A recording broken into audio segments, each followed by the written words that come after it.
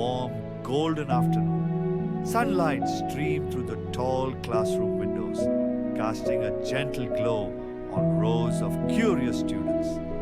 At the front of the room stood an elderly philosophy teacher, a man known not just for his wisdom, but for the way he could make simple moments unforgettable. On the table before him was a single, large, empty glass jar, clean, clear, and unremarkable. Without saying a word, he lifted a basket from beneath the table. Inside were several large, smooth stones, each roughly the size of a fist. Slowly, with deliberate care, he placed the stones into the jar. Clink, clink. The stones landed one by one until the jar was filled to the brim. When no more stones would fit, he looked up and asked, "Is the jar full?" The students glanced at the jar, then at each other, and nodded. "Yes, it's full." The teacher smiled, but said nothing. Instead, he reached under the table again, and this time pulled out a container filled with small pebbles. Without explanation, he poured them into the jar. The pebbles rolled and tumbled into the empty spaces between the big stones, settling in with a soft tap, tap, tap. When the last pebble had fallen into place, he looked up again. "Now is the jar full?" The students chuckled.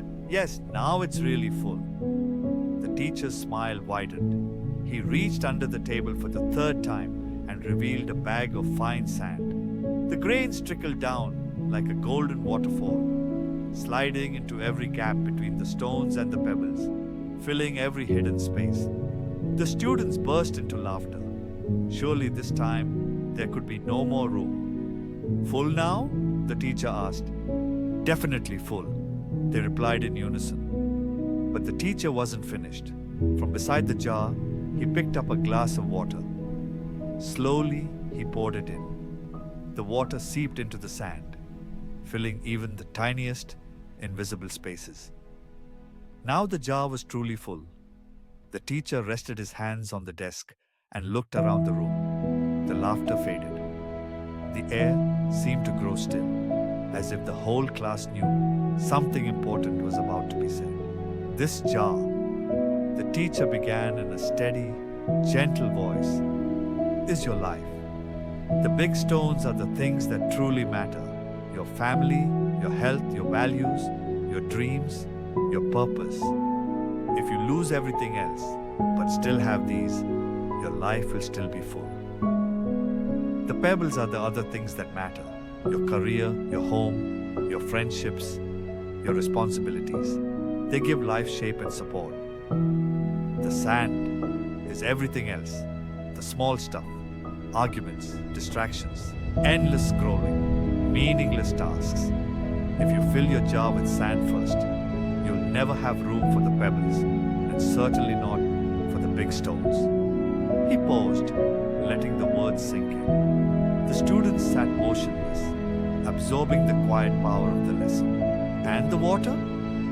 The teacher smiled warmly.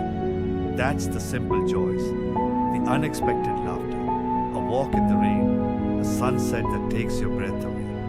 No matter how full life feels, there's always room for a little more joy." He stepped back from the table, the jar gleaming in the light. "Remember," he said softly, "life is not infinite. Your jar can only hold so much. Choose carefully what you put in it. Protect your big stones. Let the small things fit around them. And never forget to pour in a little water." The bell rang, but no one moved. The students weren't thinking about their next class. They were thinking about their own jar and what they had been filling it with. Lesson: fill your life with what matters most. Everything else is just sand.